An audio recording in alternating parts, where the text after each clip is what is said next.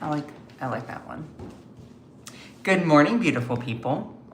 Oh my God, I haven't done this in so long. I have not done this in so long. I have no idea what I'm doing. Hello. So if you just clicked on this video after it's been posted to everything, I just want to say this is my first time doing a live stream back in a really long time. And wow, am I rusty? Am I rusty? Let me get on some music here so that, you know, we can have some uplifting music in the background. Hello! Oh my goodness. Can you all hear me? Please tell me that the audio, hello! Please tell me that the audio is not being obnoxious because I really don't want to have to go through that right now. You can hear me. Oh, girl, not the sweat stains already. Yay! Yay, I'm so happy to be back. I really am. Y'all, girl, I needed a break, okay? Oh, this society is crazy. I full on needed a break, and I didn't need just like a week, I needed a month. And I actually looked at it, it was basically a month and a half. I really needed that. It actually felt longer than that to me, which when I really think about it, it was only literally just a month and a half, but it felt like 3 months to me. Oh, YouTube is a little bit different. Okay, I think, let me see. Okay, yep, we got green screen. All right. Alrighty. Oh God, it is like trying to ride a bike again for the first time. So I've decided to rebrand the show. So you're so cute blushing. Oh, thank you, Kintisa. I'm so happy to be here. I've decided to rebrand the show. And the reason that I have decided to do that is, of course, I want to get my name out there doing what I do, but I also want to give the content and identity. So I've been thinking about it for a long time in regards to what I'm going to call the show, my content, and I decided to call it Raw and Unfiltered. Because me, I am very much an emotional person, I'm very sensitive, I wear my heart on my sleeve, and I am not good at faking my emotions or what I'm thinking or feeling. That all being said, I'm also very unfiltered, and I believe that media should be unfiltered. I don't think that we should have to gaze upon everything, always trying to filter out all the bias. It really sucks. So I want to call my show Raw and Unfiltered. And I hope that you all enjoy that name. And if you don't, I really don't care. I honestly don't. but I decided to give the show a name because I thought it would help. Make sure to send some likes. We have a lot to talk about today. Oh my goodness. We have so much to cover. There's so much going on in America. I mean, geez Louise, there's just like a litany of craziness. And I really needed to take a break from it all. I really did. And I will say that it was very cleansing for my mental health to be able to take that break. I also acknowledge that it was kind of even privileged of me to be able to disassociate from politics for a month and a half. I was focusing on a lot of things in my personal life as well. So that's what was taking up priority. I see that the algorithm has not changed in regards to it not wanting to promote or put out political content creators. That's fine, you know. We will just have to really trudge up that hill. So anyway, so glad you're back. Oh, thank you, Edward Thornton. I'm glad to be back. I really am. I know I haven't really communicated about even me returning, only then a few posts. I didn't really make videos or anything about it. I really just needed a good break, and I really missed you all. I really did. I missed seeing people in here, Kantisa, you know, Akicha, Joanna Tech, Cool Kells. It's so nice seeing you all in here, and it brings a lot of warmth to my heart. So I am so glad to be back, because It's so easy to get overwhelmed in this moment. Real tea. It's so much to take in all the time. And it's not healthy for anyone to have to go through that. No, ma'am. That's crazy. So, especially doing what I do with creating content, I was starting to really get burnt out because I felt a responsibility. I do feel a responsibility to make really good content and to talk about things. I also really needed to be responsible with taking care of myself for a bit. And I figured that, oh, well, January will be a good time to take a break. You know, there's not a lot that happens in January. Oh, honey. Our buffoon of a leader wants to completely he kidnapped a leader from a whole nother country. Then he goes over and's like, I'm gonna take Greenland, it's mine now. Like, what the hell? And then it's not even to mention what ICE is doing, terrorizing American citizens and people who live in this country. So, I mean, it's actually progressive politics. I tested it out. Oh boy, the other side is nuts. Yeah, no, 100%. So, anyway, that's just a little bit of internal housekeeping.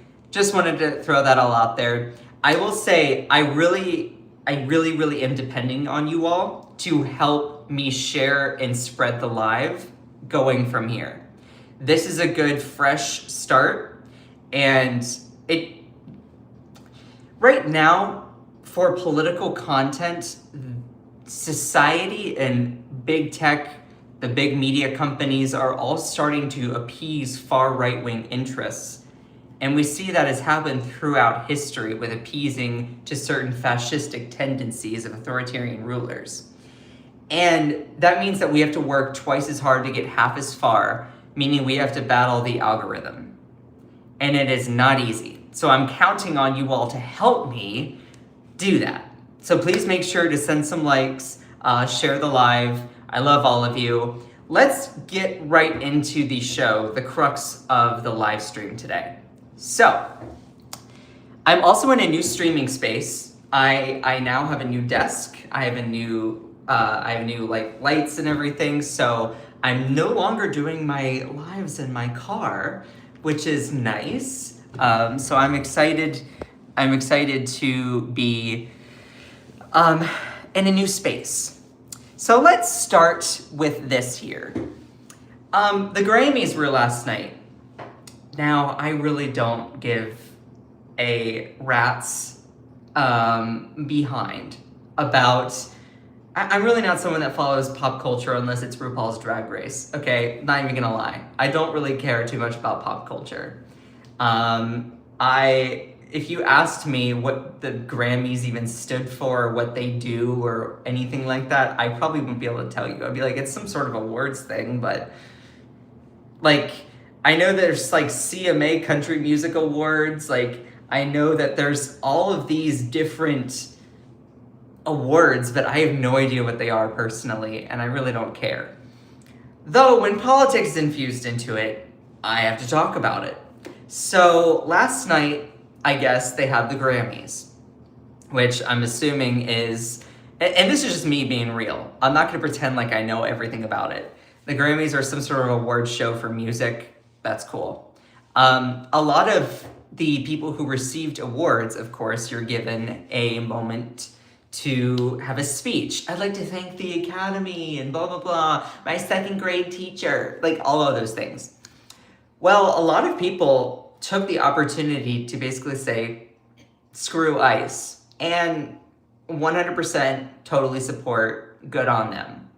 That's the right move. Because right now what ICE is doing is they are literally going after people residing within the country and making them into the threat. And look, Trump said that he wants to go after the enemy from within. He's just fulfilling his campaign promises. And it's terrifying. And we must stand up against it.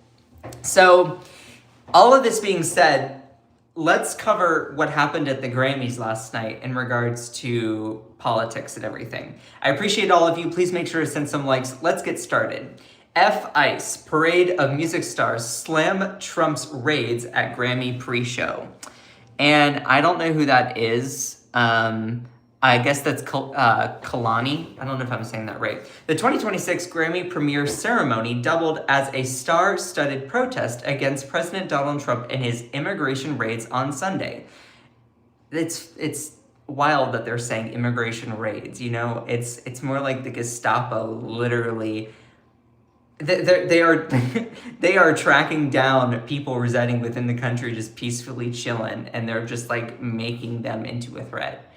Anyway, and his immigration raids on Sunday with singer Kalani yelling F-ICE after receiving her award for Best R&B Performance. Like, this is, in all honesty, I don't even know what R&B stands for. I really don't. I like 80s and synth pop kind of music, okay? I don't even know what R&B stands for. That being said, everybody is so powerful in this room, and together we're stronger in numbers to speak against the injustice going on in the world right now, Kalani said. So instead of letting it just be for a couple few here and there, I hope everybody is inspired to join together as a community of artists and speak out against what is going on. And I'm gonna leave this and say F-ICE. And if you're wondering, Scott, why are you not using profanity on here right now? I'm just trying to not make the algorithm hate me so quickly. So that is why I am doing that. Ooh, that was a coffee burp. My apologies. Also, Samara Joy says that she wore a, quote, ICE out pin to the Grammys because she wants to speak out against ICE for those who cannot. Quote, I want to stand up. I don't want to draw attention to myself all the time without recognizing the humanity between myself and the people around the world who are experiencing such tragedies. And that is very, very fair. Like, look, this is me just being raw and unfiltered. I don't know how any person can look at what ICE is doing and think that that is empathetic or that it is generally good for our society to have a Gestapo of masked thugs going around and just brutalizing random people. I would question your sanity if you are someone that is supporting that. Full stop. Full stop. You just have to go and watch the videos yourself and just watch their actions. And we're going to talk about this more into the live stream. People have a right to record law enforcement. They have a right to go and use their First Amendments. They have the right to carry their firearms. Those are the rights. We have rights against privacy. What's really scary right now is that ICE doesn't even seem to care about the constitutionality of the rights of the constituents in which they are protecting. Like, that is what is scary right now, is you basically have a rogue group of people that are going around brutalizing anyone that gets in their way. In a country like America, this is what we would see in other countries across the globe. This is what we would study as authoritarian or fascistic regimes. We would say this is definitely not what is supposed to happen. But that's also happening now within our own country. And it's awful. I don't know how anyone that has a semblance of humanity or empathy can watch these videos of ICE going after people in such a way and think that it's okay. It sickens me to my core. It really does. So, continuing onward here, A number of artists wore the same pins, including folk legend Joni Mitchell, country singer Margot Price, pianist Robert Glasper, and singer-songwriter Pink Pantheress. I'm not even gonna lie, I really don't even know who most of those people are. I mean, I've heard the names, but again, I don't personally follow a lot of pop culture unless it's RuPaul's Drag Race. That's just me, okay? I mean, I'm not gonna ick anyone's yum. I really don't follow that kind of stuff. I would rather be a celebrity than follow celebrities. That's just me. But you know. Anyway, please make sure to send some likes. I love all of you. Jazz singer Samara Joy wore the pin as well and told Variety on the red carpet that she was wearing it to stand up for all the people dealing with, quote, tragedies. And Shaboozey, which is an awesome name. I don't know if I'm saying that right. Shaboozey. That I wonder if that is just his stage name. That's pretty cool. Just imagine that being on a business card. Yo, my name is Shaboozey.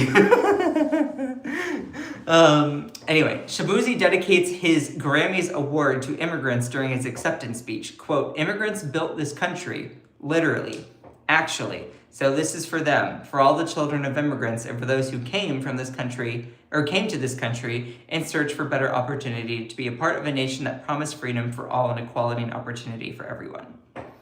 I will also add, immigrants did build this country. Also, enslaved people built this country as well. I think there were some people, I was looking online, there were some people that were saying, well, what about the people who were brought over here and enslaved and blah, blah, blah. I don't think that he's talking just about immigrants generally. He's not excluding anyone else from being a part of that. So that's just my take. You can disagree.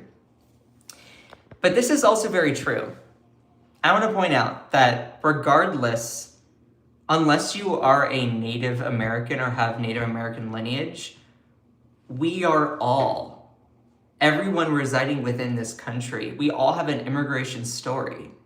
Whether you come from a lineage of colonizers, people who rebelled against England and founded the country, or your lineage may have been enslaved or immigrated or brought over, everyone here, we're on the Native Americans' land.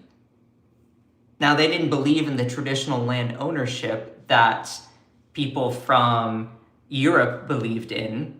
So when people from Europe came over and established their land, or the country, Native Americans are like, we're supposed to be sharing it. We don't really believe in land ownership. So it gave these colonizers the ability to conquer the land. That all being said, everyone that is residing in America, unless you have Native American lineage, we all have an immigration story. And this is something about me personally. One half of my family were immigrants. The other half were actually people who helped found the country. Now, just because part of my lineage comes from colonizers doesn't mean I'm personally a bad person. Not at all. Not at all.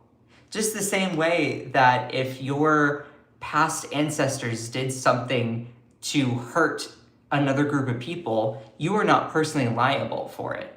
Though it is also upon you to understand the harms in which your past lineage has done to other people. Does that mean that you need to feel excessive personal guilt about it? No. I would argue instead, rather, you should use that as fire to then pursue justice for everyone. You know? So my dad's side of the family were actually American colonizers. They came over. This was like around the time of the American Revolution, and they had land in Virginia. And they actually fought. They fought for independence and everything, and then they were awarded land out in Ohio, and then that's where my dad's side of the family comes from, in Ohio. And then my mom's side of the family were immigrants through Ellis Island. So does that make me a bad person? Absolutely not. It's important to understand your lineage in that sense, but it's also your responsibility to atone for it, but you don't need to feel personally liable. I hope that all makes sense. Anyway, back to this. I know if you don't like my segues, I really don't care. Now let's talk about Bad Bunny. First off, that name is just super, super funny. Low-key love it. And I just gotta say, Bad Bunny is also really handsome, okay? I like Latino guys. I just do, okay? And I think he's super, super cute. So, just have to say that. So Grammy crowd goes wild at Bad Bunny's ICE torching victory speech. And he said some things that I thought were really, really important. So Bad Bunny sparked loud cheers and a standing ovation with his Grammy acceptance speech, which he kicked off by bashing ICE, Immigration and Customs Enforcement.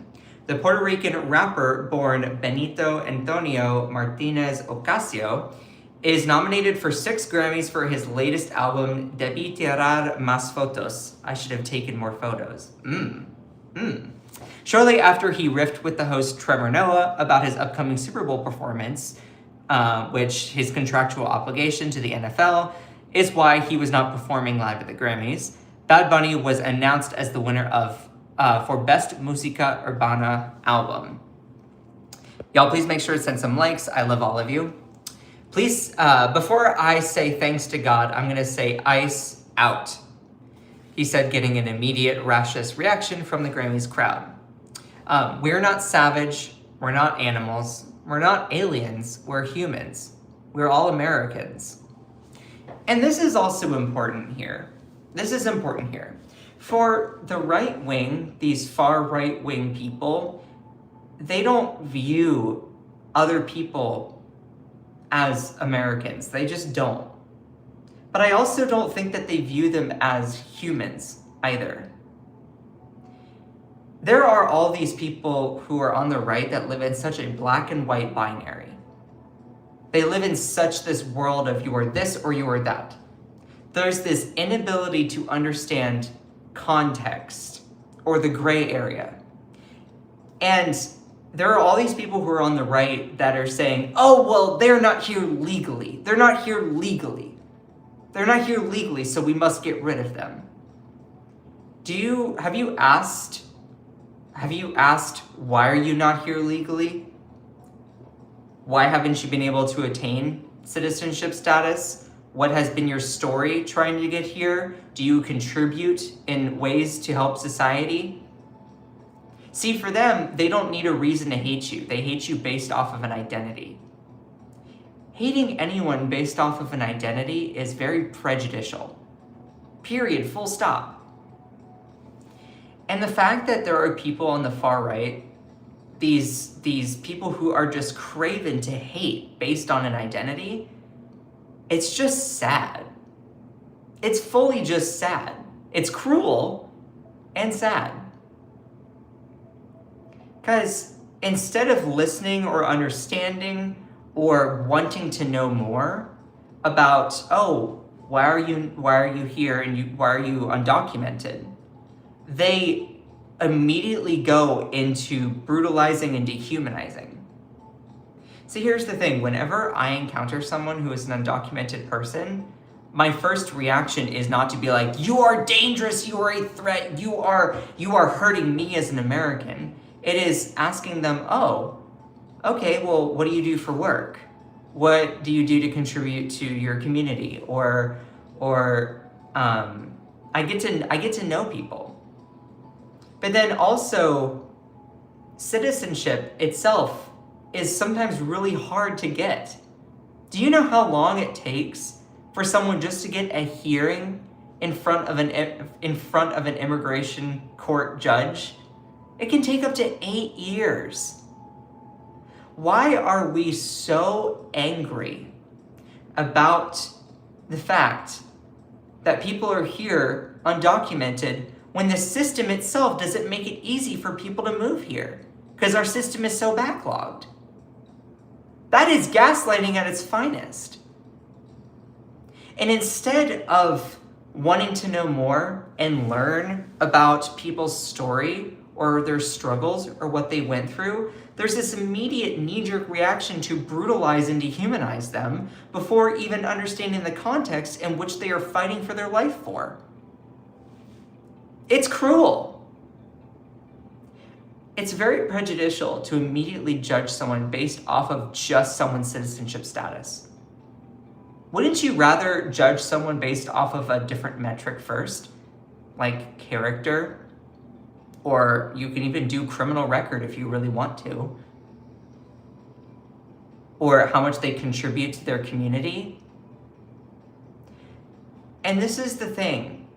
For people who are a part of the far right, they don't need a reason other than this black and white idea that you're not a citizen, so you must be scum. And I just think that's just dehumanizing. I don't understand how people can be so brutal to each other like that. If you are amongst the presence of someone who is undocumented, that is not the biggest deal to me. Sorry, it's not. I mean, when you really think about it, and this is just me, like, of course, I think sovereignty is important, citizenship is important, but is it the most important thing ever? No. Personally, I don't think so. The fact that are you an official citizen of something is an immediate reason for me to then become a fearful coward and immediately want you beheaded or deported or criminalized. Like, really? Are we that shallow of people that because you don't have the official certification of being a citizen that you are somehow a worthless human being to the contributions of a community?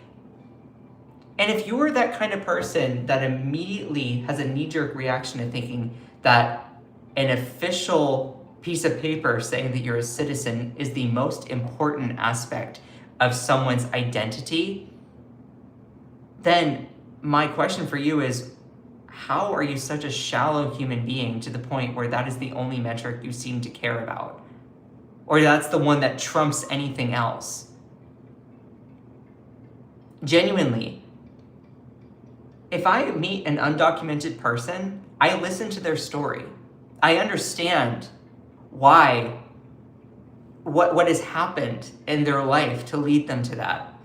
And as a fellow human being, I say, is there anything I can do to help? Oh my God, is that the worst thing in the world, to have a little empathy for someone? To have a little bit of love? Why is there such this knee-jerk reaction that everyone has to immediately hate someone because of a difference, instead of recognize it as a strength? Or recognize different people's experiences and stories? It's just so cowardly. That's really what it is to me. It's shallow and it's cowardly for the right to immediately have this knee-jerk reaction to think that anyone, because they don't have an official stamp of approval that you are a citizen, means that you have the ultimate right to then dehumanize them, treat them as scum, instead of understanding that the system does not make it easy for people to attain your official certification of citizenship. And instead of understanding and looking at those nuances within the system, you instead be a shallow human being, a shallow degenerate that judges based on that and then use that as a warrant to justify cruelty. It's funny because you people say Obama too. Yes, Obama too. You think that for some odd reason I throw out my morality or principles based on a political party? See, that's the thing with you right-wingers. That's the thing. You think that somehow every single time that we bring up a substantive point, you say this too. You think that we don't know that? Have you listened to leftists? Why do you think Bernie Sanders came about after all of that? That's the thing. You all don't get it. You project your ignorance onto everyone with those comments. Why would I go against my own morality? Why would I welcome in any moment for hypocrisy based on my morality? No. No. And see, that's the thing. I don't try to convince those people anymore. Anyway. So I agree with Bad Bunny's sentiment here. We're not savage, we're not animals, we're not aliens. We are humans. We are Americans. Also, maybe this is crazy radical of me. I think that anyone who lives in this country and works, makes a living, contributes to their community, yeah, I would say you're an American. 100%. If you've lived here for like 3 years, yeah. To me, being an American is way more about your contributions and your spirit, your fight, what you do and what you show for freedom, equality, opportunity, rather than any sort of official stamp of paper that says you are. I guess if that makes me a radical, indoctrinated, woke leftist, then I'm sorry. I don't really care too much about the specifics of a piece of paper that then says that you're part of the in club. In fact, I would say that, of course, we want to have official certifications for sovereignty for a nation. I'm not an idiot and think that that's, not needed. But is that the most important thing ever? People can become so shallow based on, oh, that's the most important metric. Really? Really? I just don't get it. There's just such this lack of empathy out there for anyone who might be slightly different that it actually baffles me.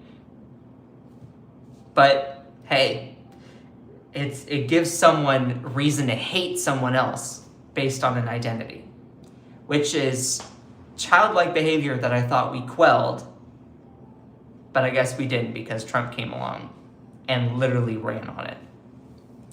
Getting back into the news here. So, of course, Bad Bunny went on to talk about it. He also said the hate gets more powerful with more hate. The only thing that is more powerful than hate is love. And this is something that I also strongly believe in. There are people out there who hate my guts. Personally, I've received death threats for what I do, and people be obnoxious. Look, I'm not your enemy. I'm just your fellow human being, fellow American. It's so funny because all these people will bark and be so angry all the time, and I'm just like, dude, really? Dude, really? And I just kind of feel sad for them that they feel like somehow they can get under my skin. I'm done with that now. I'm fully done with it. The hate gets more powerful with more hate. The only thing more powerful than hate is love. And I just call on people to have some empathy and love. Does that mean that accountability is not needed? No. Of course accountability is needed. It reminds me also of this quote here by Martin Luther King Jr. Darkness cannot drive out darkness, only light can do that. Hate cannot drive out hate, only love can do that. Now, I hate the actions of people and what they are doing. Full stop. And there is room for criticism within this statement. You could say, I really hate NAZI, or ICE. That's very, very fair. I can understand where that hate would come from. I also think that it's important to maybe not overly hate. So if you have that criticism, that's fair. I would slightly disagree because I think it's important to quell hate with love. I'm more on that side of it because I think that's way more effective in the long run. Also, another person a music artist that accepted Grammy speech said, Olivia Dean during her Grammys acceptance speech for Best New Artist said, I'm here as the granddaughter of an immigrant. I'm a product of bravery, and I think those people deserve to be celebrated. And there was just a whole myriad of people who basically spoke out against ICE.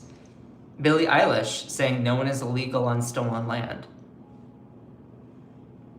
I mean, this is stolen land from the Native Americans. Again, they don't believe, I shouldn't use them in the past tense because the Native Americans are still here.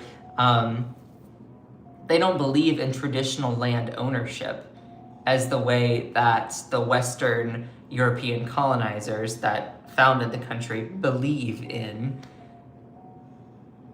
Though also this was kind of a land to be shared amongst a lot of people. And so when they colonized it, they basically said, this is what ownership is. And they were like, okay. But when it comes to it, again, everyone in this country, unless you have Native American lineage, we all have an immigration story. So the fact that somehow there is this brutality and anger towards anyone that that is an immigrant is just un-American. This country was built by them, built by enslaved people and immigrants. Some of the best things that have ever been contributed to American culture have been by immigrants. So why are we somehow being anti-immigrant? I argue that being anti-immigrant is anti-American. Of course we want to have citizenship. Of course we want to have that, but is getting an official stamp on a piece of paper saying that you have become the official citizen the most defining characteristic of America? All these far right-wing patriots thumping their chests, like, I would argue what you're doing is un-American. Because I care way more about the contributions of what people do in society for their jobs, for how they, how they're involved in their communities, rather than an official citizenship test. Because when you really think about it, of course citizenship's important, but borders of countries are all just imaginary lines that we've drawn for a shared sense of identity. And so, I mean, geopolitical boundaries are literally imaginary lines. There's no definitive, things on the map. I mean, you can use landmarks to define it, but borders of countries are drawn by people. But they're drawn by people for the sense of laws, which I totally get and I'm not against. But is citizenship the most important thing ever? I would argue no. I care more about how people contribute to their community, the kind of integrity they have, the kind of courage. The people who contribute by working jobs that other people don't necessarily want to take. It's just crazy. Anyway, I feel like I'm beating blood out of a radish here by saying the same thing over and over, but you get my gist. Now, I'm also going to pivot here. So, Trevor Noah, who I'm not the biggest fan of, I don't really find him super compelling, but he was hosting the Grammys, and he basically took a hot shot at Trump. And he also took a hot shot at Bill Clinton. It's what you do when you are in news, journalism, or you are in, I don't know, if you're in entertainment, it's very normal to make comments, a little bit poking fun at current lawmakers or public officials.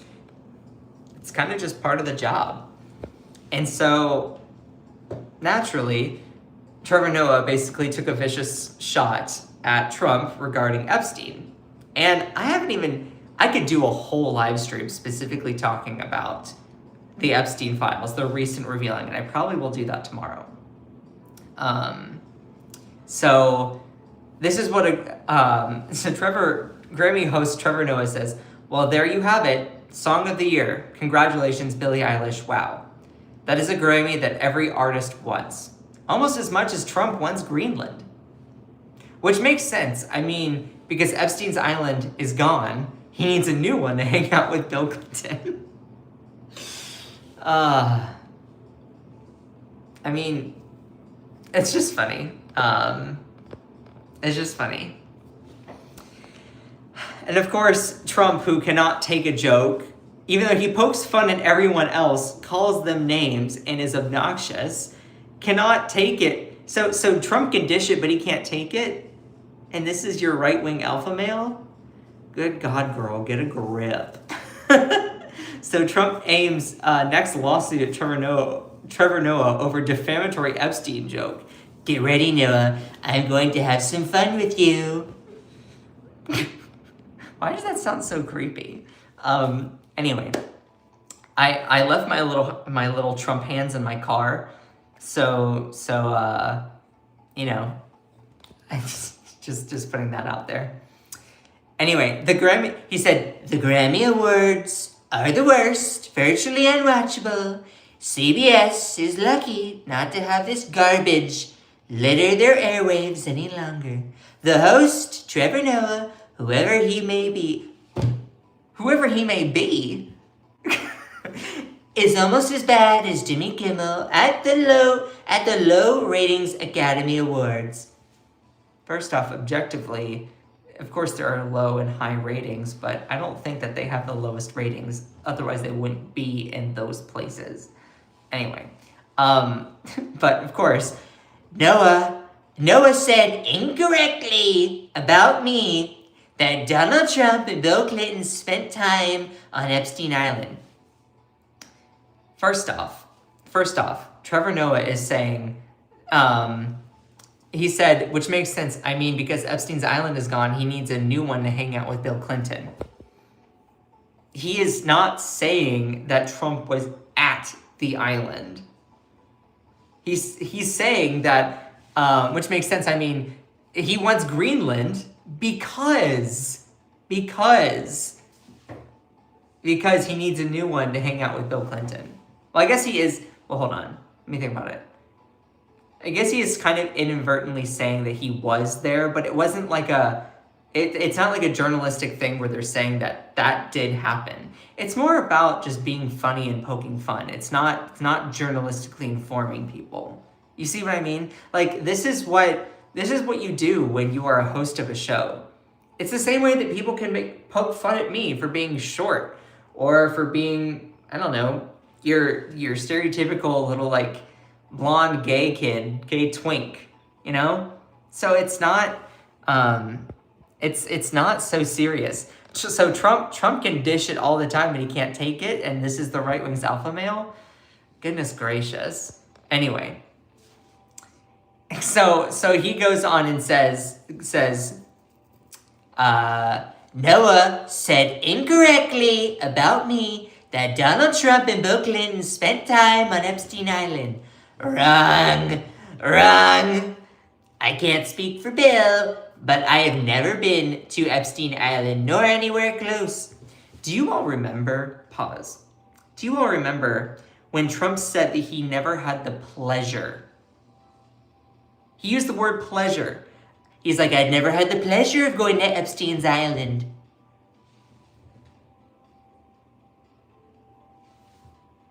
Pleasure? Do you all remember that? He said that he never had the pleasure. Girl. So he's basically admitting that he wanted to go and that he never did. Anyway, he said, I can't speak for Bill, but I've never been to the island, nor anywhere close. And until tonight's false and defamatory statements, I have never been accused of being there, not even by the fake news media. Noah, a total loser, better get his facts straight and get them straight fast. It looks like I'll be sending my lawyers to sue this poor, pathetic, talentless dope of an MC. Oh my god.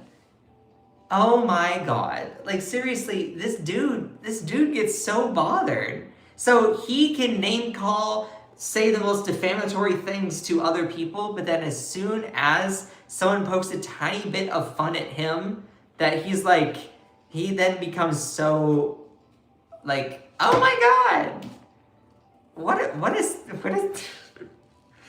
prude. That's so crazy. Like, what a crybaby. Aw, Seabar. Thank you. We're so happy you're back. Aw. I'm so glad to be back. I really, really am. And thank you, the Intel 411. I appreciate every single one of you. I really, really do. Seabar, it's so nice to see you. It's wild how he gets so upset whenever anyone pokes a tiny bit of fun at him. See, this is the thing. If you're going to be an insult comic, you also have to know when to take a joke when it comes back your direction. One of my favorite insult comics, Bianca Del Rio, a well-known drag queen. Like, she pokes fun at other people, but then when people poke fun at her, she doesn't get all defensive and like, rah, like, you can't do that to me. No, it's playful. It's fun. The same way that drag queens and people a part of gay culture can do that, where you're poking fun at your friends and all that, you know, in that sense. You know, it's the same with people when you're a police officer or a firefighter or something like that, joking with your pals around the fire station or the police station, you know?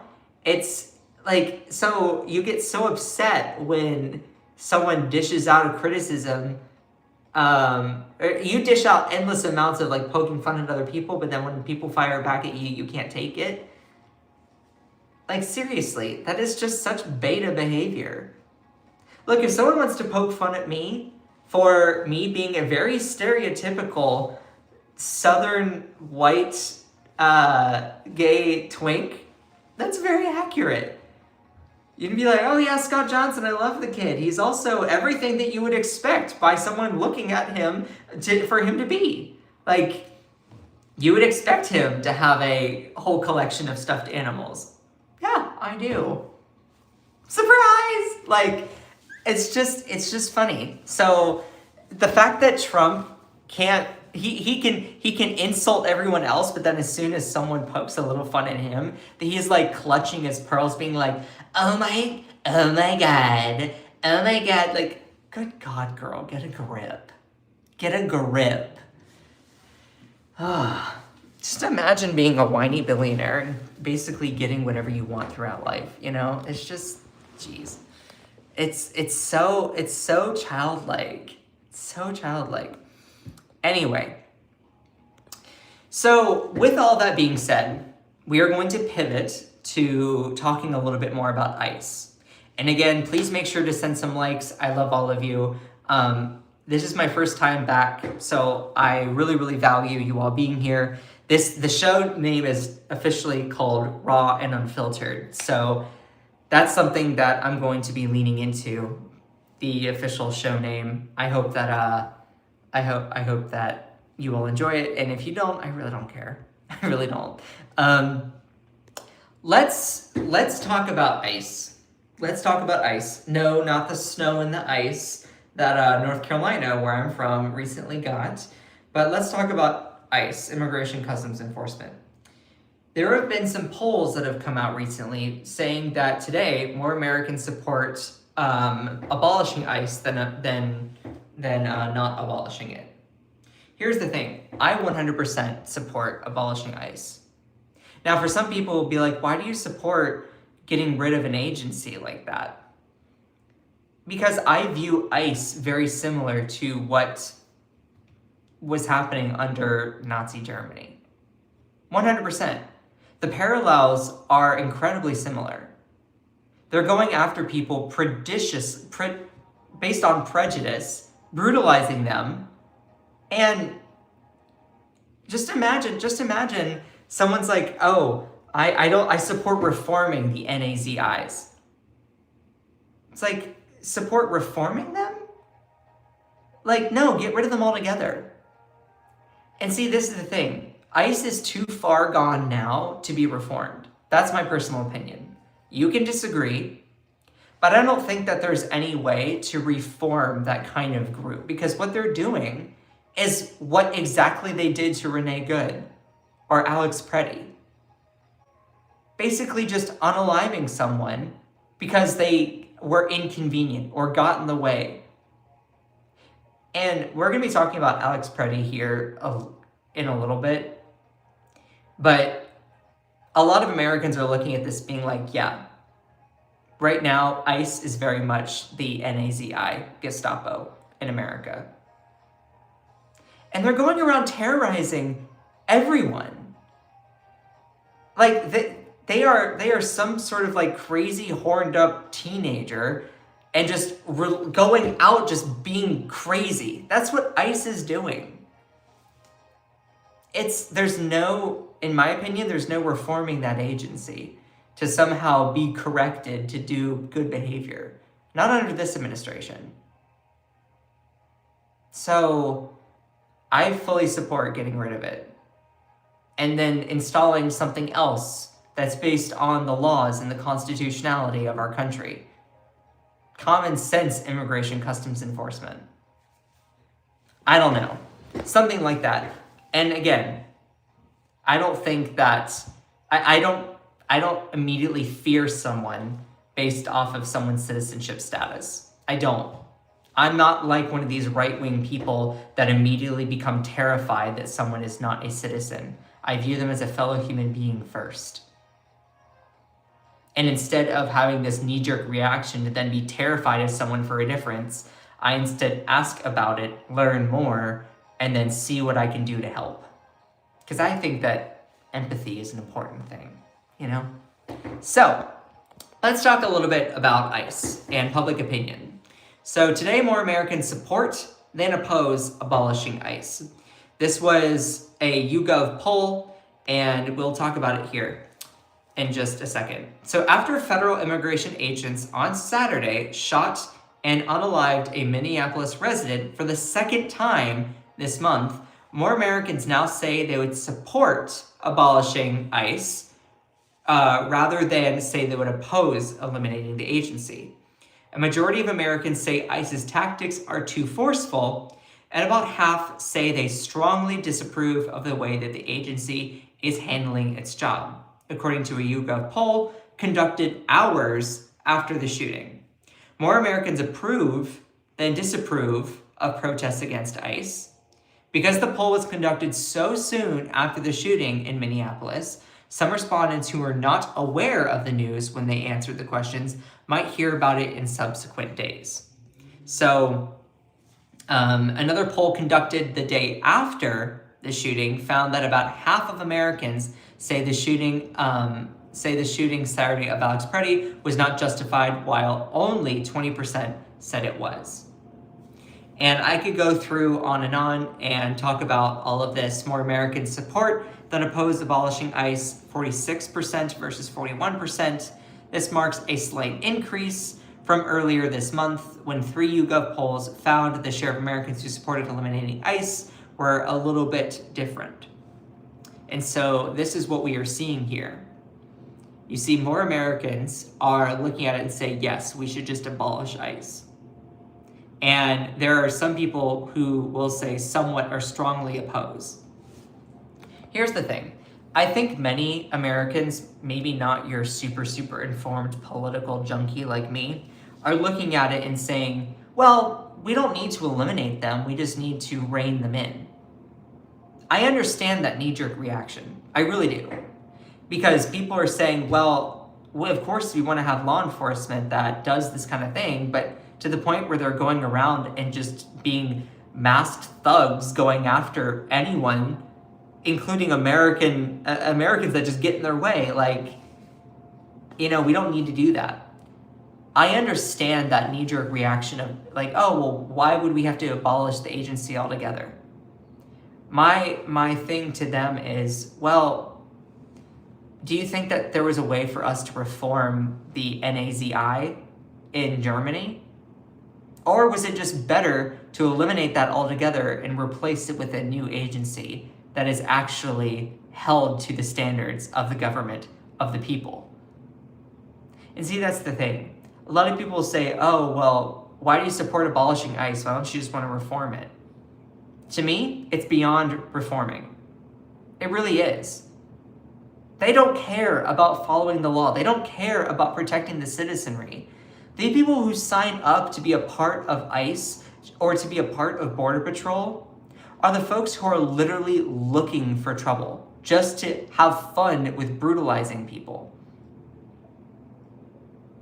And that's why I truly think that we should just get rid of those agencies. Now, I of course think that there should be some sort of replacement of something that's supposed to be for law enforcement. You know, I'm not naive to the idea that we need to have citizenship status as a thing. But is it the most important thing ever? No.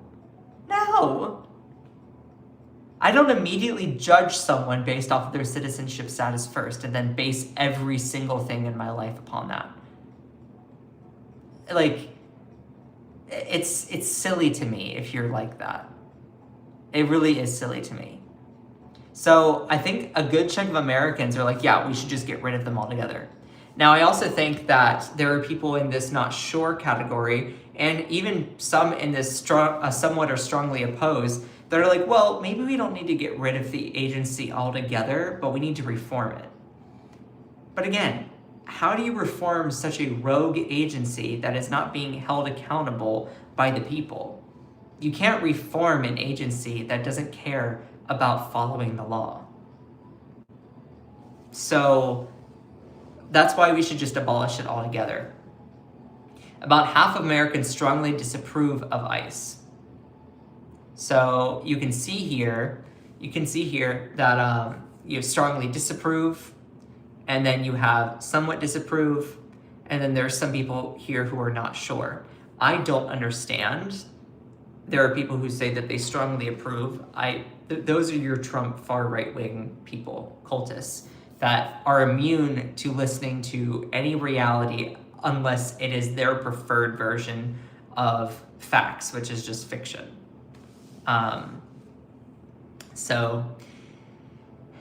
But you can see a majority of Americans say ICE tactics are too forceful. I think there's a good chunk of people that are saying that it's too forceful, but then they might not oppose eliminating it. But again, how can you reform an agency that doesn't want to be reformed? Like, again, that's like someone calling to reform the NAZI in Germany. Like, you can't reform that. Just abolish it and replace it with something else.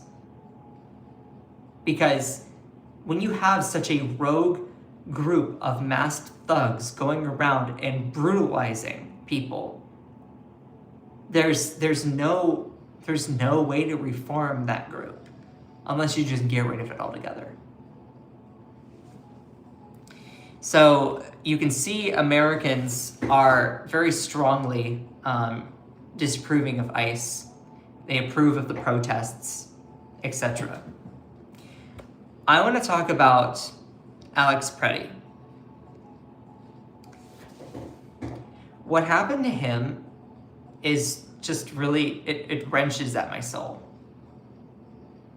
I 100% agree that ICE should be abolished. It's irredeemable. Yeah, 100%. So this is the thing. If you actually watch the video, or just several videos of the different angles of what happened to Alex Preddy, it is bone-chilling. Let me give you a series of events of what happened. So, what happens is, Alex Preddy, he was protesting. A lot of people around that area. I wish I could show the video for you on live, but I can't. I don't have it set up that way. A lot of people were around protesting. They were using the little whistles that they have. It's to be an irritant, to be an annoyance, as a way to protest, maybe to distract ICE agents. So they were using a lot of those whistles. Of course, Alex Preddy was filming them, and he obviously was protesting. And what ended up happening was there was an officer that ended up coming up to him. Hold on a second. Coming up to him, he has his phone in his hand recording. Now, I do want to point out that Alex Preddy was a licensed gun owner. Alex Preddy was a lawful licensed gun owner with a valid permit to carry. In this country, we have Second Amendment. Is that my favorite amendment? No. You have the right to carry and bear arms. That is a constitutional right that you have. Now, if you start to brandish that weapon, then it's like, okay. Like, that's when it's different.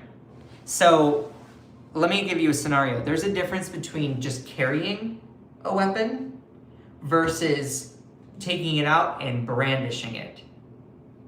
Because that shows more intent to cause harm. So when you hear the term brandish, that's what that means. When you go to a protest and you see people brandishing weapons, like this, that's way more threatening. If you go to a protest and there are people that are holding signs, or someone that has a lawful permit to carry, they have their weapon on them but not brandishing it, then that's different. Obviously, it shows a little bit of an escalation. Yes, you have a firearm there. Yeah, that's like, oh yeah, don't mess with that person. That's fair. That's why I personally just don't really like guns altogether. Though also, it is a constitutional right. Do I get personally uneasy whenever I see anyone that has a concealed carry and I just walk around and I see it? Yeah, it makes me a little uneasy. Though it's also their right. If they are a lawful gun owner, have a permit to carry it, it is their right. Yeah, I'm uncomfortable, but that's my problem because they have the right to carry it. So Alex Preddy, going to the protest, of course, had the lawful right to carry a firearm. Now it's on that side.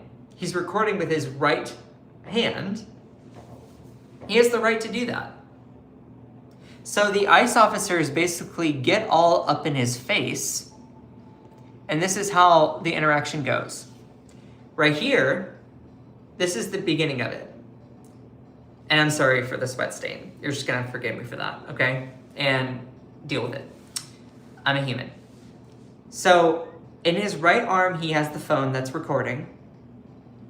And you can see here, this is just his hand. This is not a gun. This is just his hand. And as the recording goes on, there were a couple other women that were around that I guess were yelling, screaming something at the protesters, or at the ICE agents. They were protesting. The ICE agent shoves another woman to the ground. Alex Preddy comes in to try and assist them, to help them. See, that's him. That's Alex Preddy. This is the ICE agent just shoving this other woman. He was assisting this other woman. They were both pepper sprayed. And he was basically trying to help them. And this ICE officer is just going through and just brutalizing them. And eventually, they tackle him to the ground. They remove his firearm and then shoot him. That's what happened. That's truly what happened. He assisted someone who was being pepper sprayed, who was then shoved to the ground, and he was also recording in his hand, which you have the right to record ICE officers. It's not illegal. It's not illegal to record ICE officers. We're going to be talking a lot about that. You have the right to record them. Now, when it becomes that you are impeding them, then it becomes questionable. but also what even defines impeding? It's a whole nother thing. But these ICE officers literally pepper spray and shove someone to the ground, and he steps in to help. Then they go after him. They tackle him to the ground. They remove his firearm and then shoot him. Let me show you some other pictures here. So it's really hard to see, and I wish again I could play the video for you all, but it's kind of hard to see. This is Alex Preddy on the ground. This officer right here is the one to pay attention to. This officer ends up removing his firearm. He ends up removing the firearm from him. So he was carrying it, and he actually takes it, again, I wish I could play the video. He actually takes it off of him, removes it, and then goes on to then shoot. The fact that the Department of Homeland Security is saying that somehow he was a threat to them is crazy. Because there's a difference between just concealed carry, having a lawful weapon, and brandishing it. He wasn't brandishing anything. Anywhere. Go look at the videos. Didn't whip it out or anything. He's trying to de-escalate a situation, helping people who are pepper sprayed and shoved to the ground. And then he ends up getting tackled. His firearm gets removed, and then they shoot him. If this was a right-wing protester, and this was law enforcement at January 6th, just as hypothetical, it would be just as wrong. Like, it's not even about, it's just about the scenario right there. And you remove a firearm for someone, and then you shoot them. How are they a threat to you?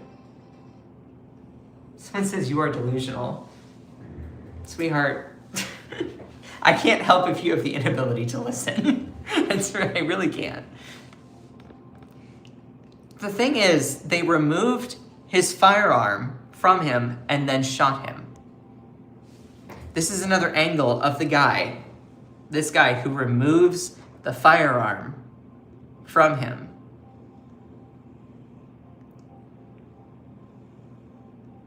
I know that these pictures don't make it easy to see. They removed the firearm from him and then they shot him.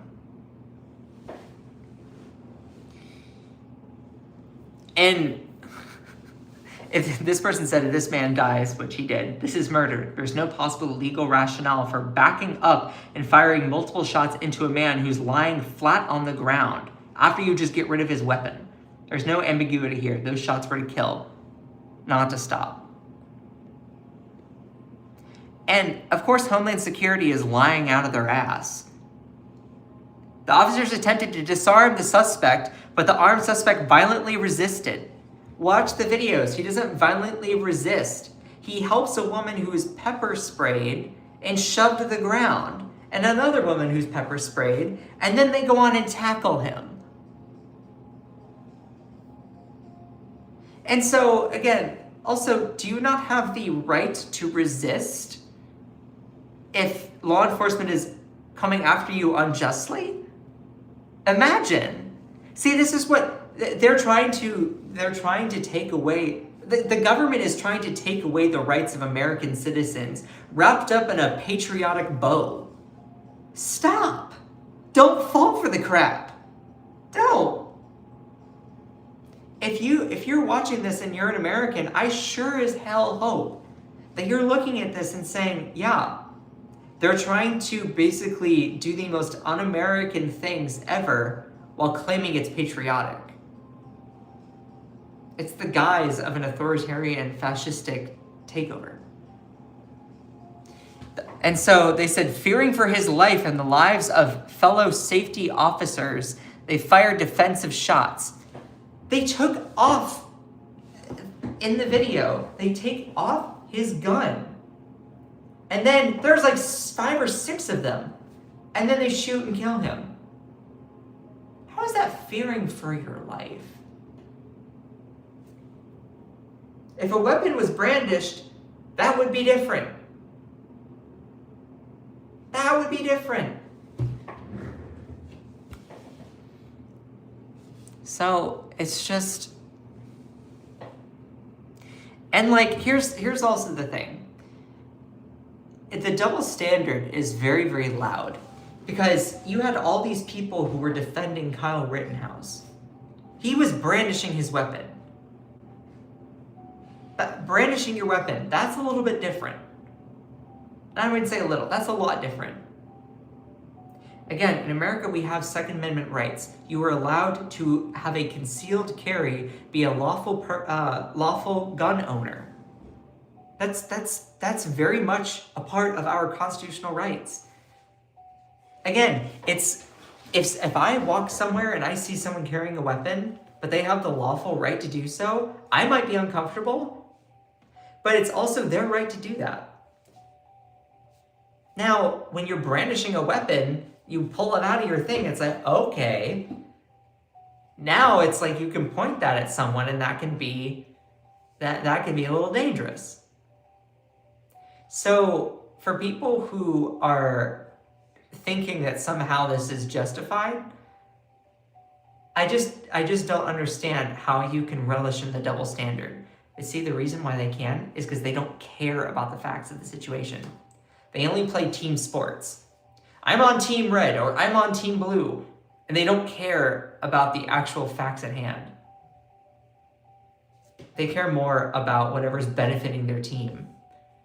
It's sad to me. It is sad. So let me continue on here. With all this being said, there are a lot of people who have been filming ICE. You can film ICE. 100% you can. It is not against the law for you to film them. So DHS agents in Minnesota swerved in front of an unarmed woman who was just recording them. Once again, walk in front of the car with guns drawn. The only thing that they've learned from Renee Good is how to get away with killing people. A local cop intervened to stop the illegal arrest. And you have David J. Beer doing a lot of this reporting over on X. The police chief got out of the DHS vehicle as the agents. The police chief got her out of the DHS vehicle as the agents who grabbed her were driving her to the DHS jail. When told that they were acting illegally, one agent just says, "I'm not getting into the legality of everything." Imagine having any sort of law enforcement officer saying, "I don't care what the law is." It's just so sad.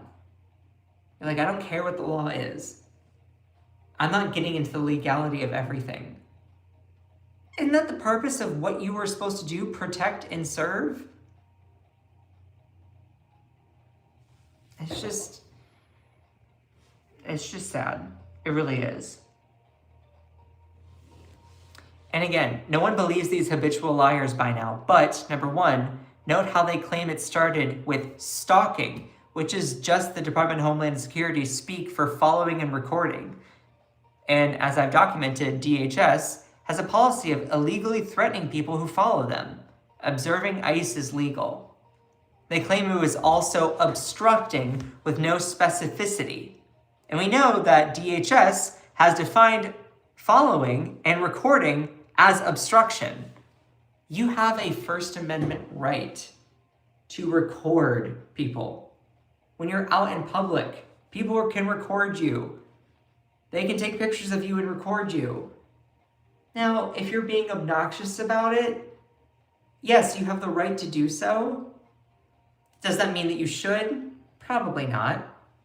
But you do have the right to do that. You have the right to film an obnoxious Karen. You have the right to film obnoxious people being rude to service workers. You have the right to film someone You have the right to film anyone. You do.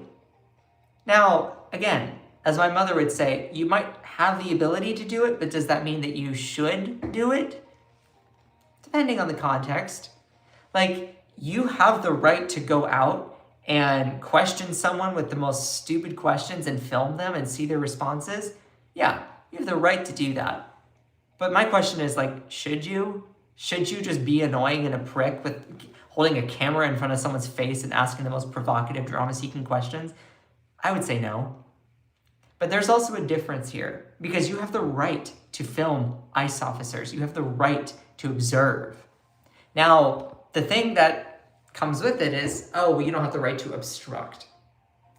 Well, what is the gray area? Okay, does recording something mean that you're obstructing?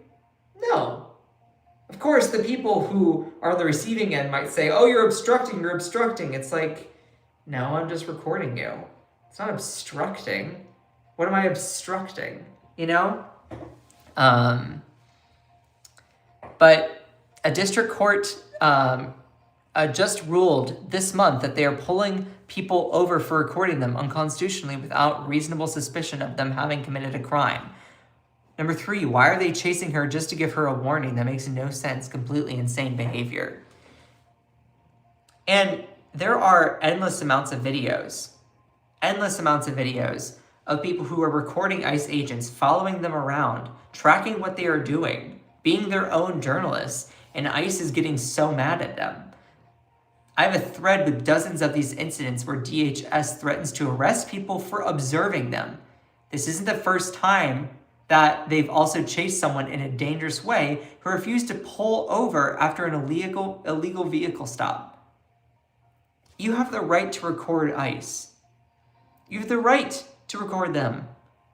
It's not illegal. First, the threats. Agents know they can't arrest someone for solely just following and recording them. So they stop drivers and then say, this is your one and only warning. If they were actually interfering, they would be arrested. Agents threaten to arrest them for monitoring. You have the right to record ICE. In Richfield, Minnesota, a group of ICE agents in December repeat over and over to ICE observer in a car, this is your one and only warning. Next time you will be arrested for impeding. The target calmly says, I'm not obstructing, I'm observing. Someone said bootlicker of the highest levels. Tell me, who am I bootlicking for? Who am I bootlicking for? They're like, you reporting just objective facts and information doesn't align with my fantasy. We have the right to record ICE agents. In another video from New Orleans, ICE agents tell a woman in a vehicle that she is impeding them. She says, how am I impeding you? Because I'm recording? The agent says, we are on official business. If you impede, we will arrest you. Again, recording someone doesn't mean that you were impeding. Now put this shoe on the other foot. Let's say that right-wingers, anyone on the right, are recording or videotaping any sorts of, I don't know, just groups of anyone that they deem as an enemy. Them recording it is their right. It's their constitutional right. They can. Now, again, as my mother would always say, just because you have the ability to do something doesn't mean that you should. So, I don't know, it depends. But let's reverse the roles here. Let's say that the Gestapo or these people were somehow left-leaning, and it was the right-wingers that were recording them. The right would then be outraged, be like, you can't take away my First Amendment rights. You can't take away my First Amendment rights. Like, why can't we record you? Look, if that was the scenario, then yeah, the right would be correct. You have the ability to film law enforcement. What then happens is you don't have the ability to obstruct them. But the thing is, these people, these ICE officials, will say, oh, well, you filming is obstructing. No. You have the right to film them. You have the right to observe. You have the right to record, to take note of, to then share. It's also, if you're an ICE agent, aren't you proud of what you're doing? Like, real tea, hold on, pause. If you're one of these ICE agents, Border Patrol people, and you signed up to go around and brutalize grandma, to brutalize, elderly people, or just innocent bystanders that are trying to stand up for their immigrant neighbors, aren't you proud of what you're doing? If you weren't ashamed, you wouldn't be fucking covering your face.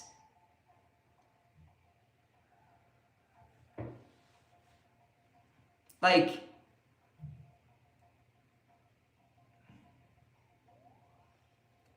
and so these people are like, don't record me. How about don't be an asshole?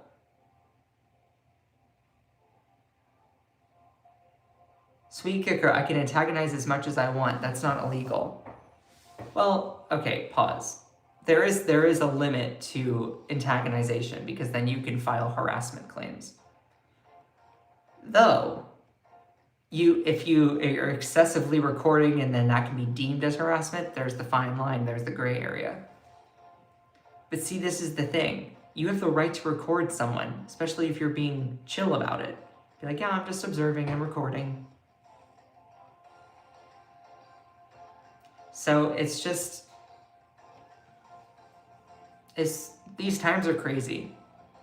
And if you're defending these like ICE Gestapo thugs that are going around just brutalizing people because no one is stopping them, I asked you to grow some human empathy.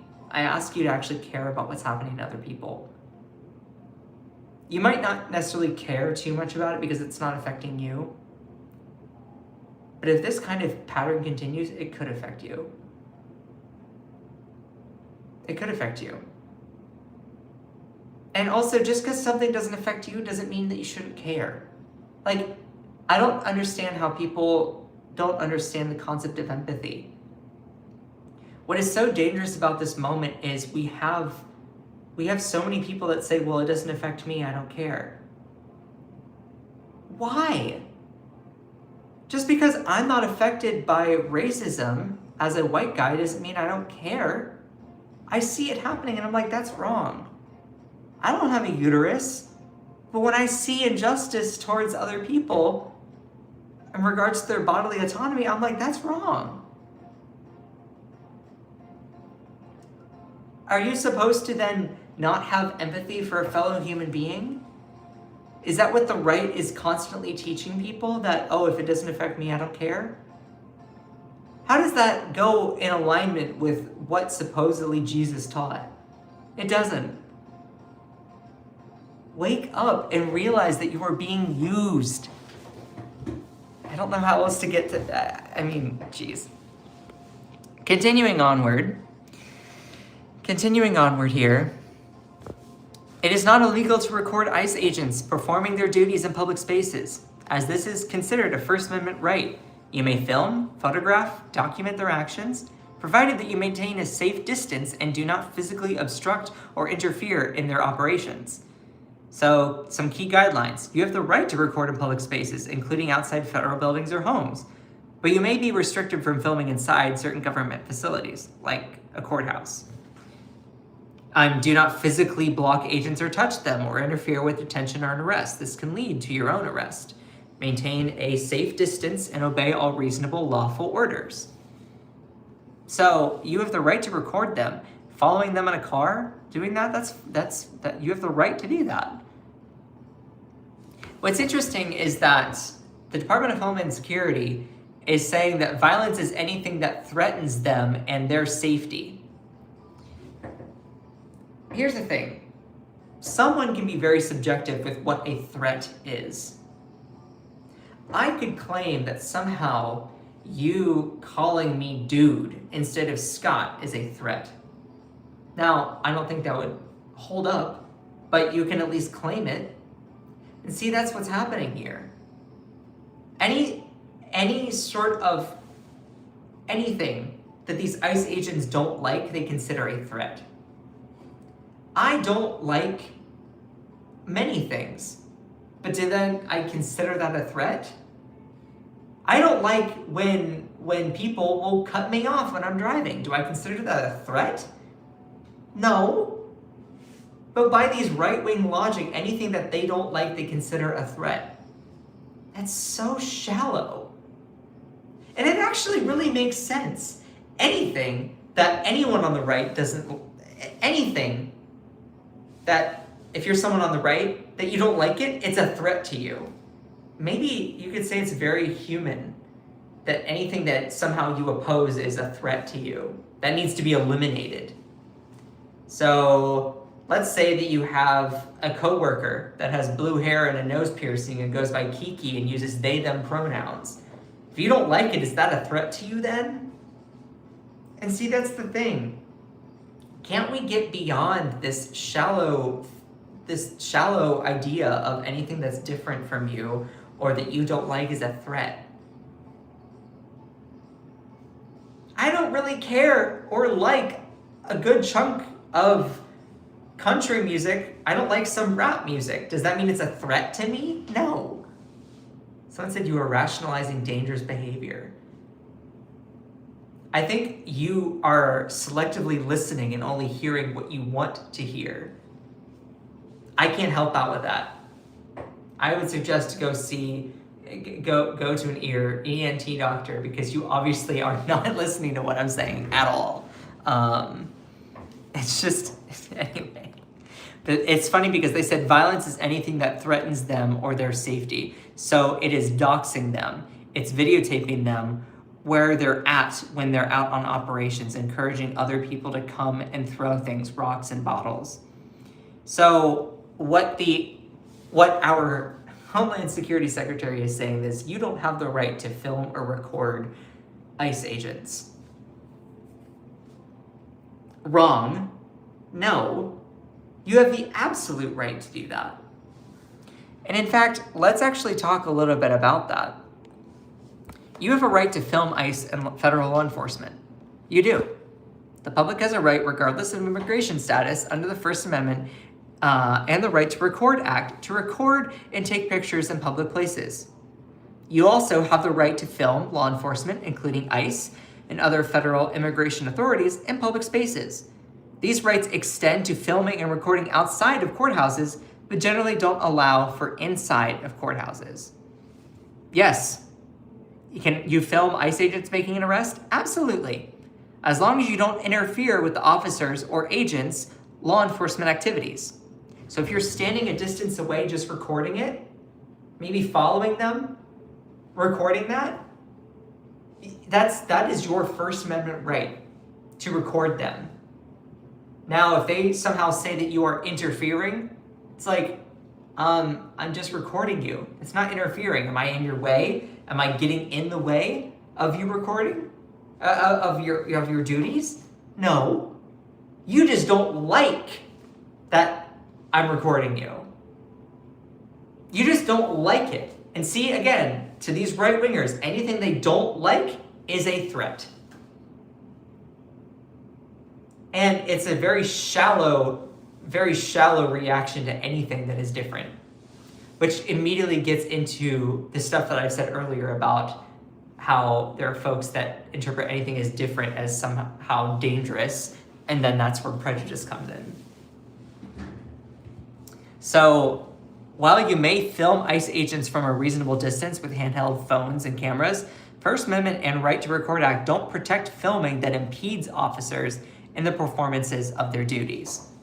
Now, of course, the police, those unions, those people, they can lobby that, oh, well, what you're doing is impeding. You can't impede them. Well, it depends on what you define as impeding. If you recording something is simply impeding, then that really doesn't do anything. But anyway, so I actually found this article from Wired that I wanted to read through. So how to film ICE. So if you are out in society and you see ICE, I want to give some information on how to do it safely, what to know. And I'm not going to pretend like I know everything on the topic, but if there's any moment in the live stream that I really want people to learn about or know or see, it's this moment here. So please make sure to like the screen, share the live. I love all of you. This is going to be really, really important for moving forward, unfortunately. So this is an article from Wired that I found really interesting, and it's entitled How to Film ICE. No, not the slab of frozen water outside of your apartment doorstep, but ICE, the masked Gestapo that's going around and just brutalizing people, because there's not many things stopping them unless we do. Filming federal agents in public is legal, but avoiding a dangerous, even deadly confrontation isn't guaranteed.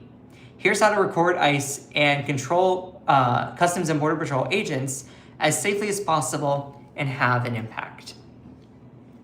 So, in January 2026, 2 Americans were unalived in the act of watching ICE, Immigration Customs Enforcement, operations in Minneapolis. Renee Nicole Good was acting as a legal observer while her wife recorded the federal immigration agents they encountered. Alex Preddy was holding a phone in his hand, filming the agents who would soon take his life. Yet, as dangerous as the mere act of observation became for these victims of ICE and Border Patrol's violence, video is also what documented their murders and is now holding federal agents accountable.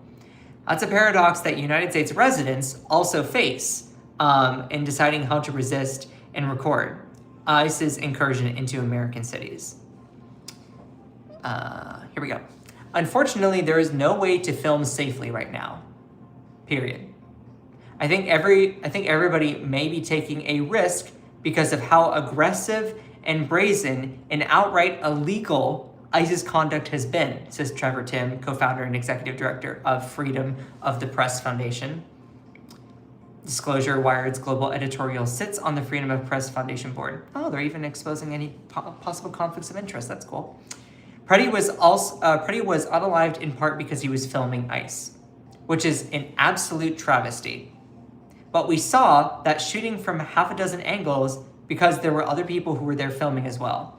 And because they were filming, we saw the egregious lies that the Trump administration was spreading almost immediately.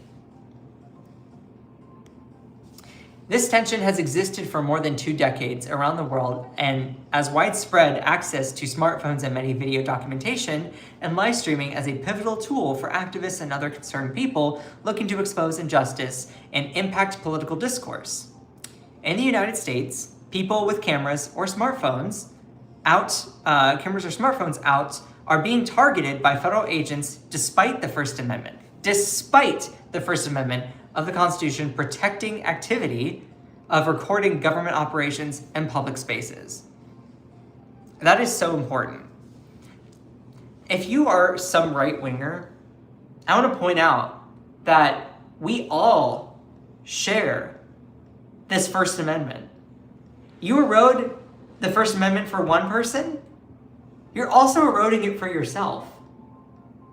So, if you are supporting these ICE officers eroding someone else's First Amendment, you are thereby eroding your own First Amendment. Just saying. If you are somehow okay with them violating someone else's First Amendment, it's not going to be long before it comes around and violates yours, because they might not like what you are saying. That's a government based on fear and tyranny. I thought we as America were different from that. You know what I mean? Trump administration officials have attempted to cloud this fact, though, as immigration enforcement operations have escalated around the country. In July, Department of Homeland Security Secretary Kristi Noem called documenting federal agents violence, claiming it is doxing them, it is videotaping them where they're at. DHS spokesperson Tricia McLaughlin similarly told Wired in a statement that videotaping videoing our officers in an effort to dox them and reveal their identities, that is a federal crime and a felony. Pause. And DHS has maintained the position despite the fact that by DHS's own questionable definition, ICE agents are doxing themselves. Let me also just point out here that if you sign up to be a part of Customs and Border Patrol or ICE, you're wearing a mask to protect your identity. Why? Why are you wearing a mask to protect your identity? Don't you want to be proud of what you're doing? Don't you want to be proud of the brutalization of other people? If you're one of these people that signed up to do that, don't you want to be proud of it? Well, they don't want to be proud of it because they know that it's wrong. They know that they're like, oh, this is some stuff that people really, really don't like. Maybe that's something to actually listen to. Like, there are some people who are like, oh yeah, I'm gonna wear a mask to protect my identity. Why do you feel like you have to protect your identity? Because what you're doing is hurting other people. It is wrong. Now, they have the right to do that, sure, why not? But again, my mom always says, just because you have the right to do something doesn't mean you should. Someone said, hey, queer, do not badmouth Trump. Who wants to bet that that's some sort of like bot that some right-wing person has programmed? A lot of these like far right-wing people program all these bots to say all this crap. And so whenever I see comments like that, I'm like, okay, cool. Point out my queerness. I mean, guilty. I'm very gay, but still. Continuing onward here. Hold on a second. Gotta scroll. Oh yeah, I just talked about that.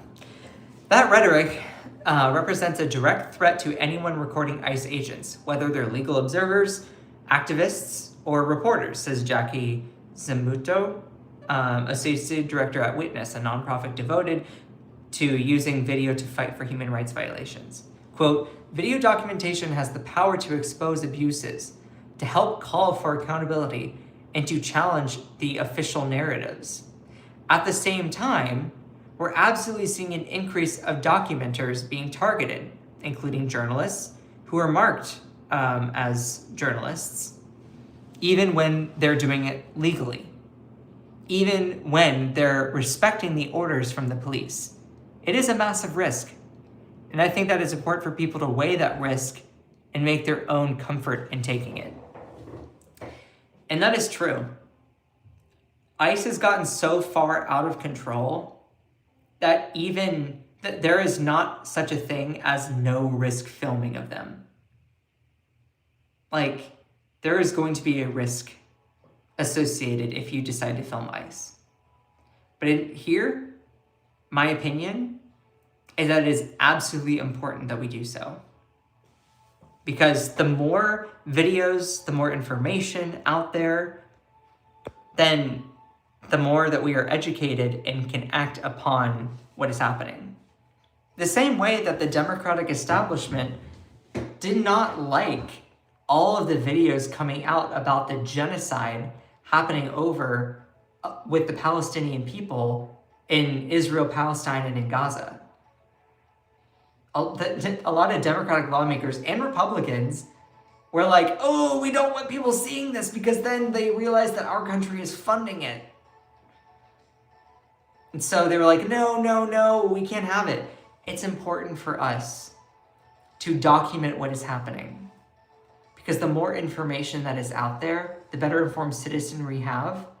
That is the biggest tool that we can use to fight against fascism, tyranny, authoritarian tendencies of anyone, regardless of whether it's Trump or anyone else.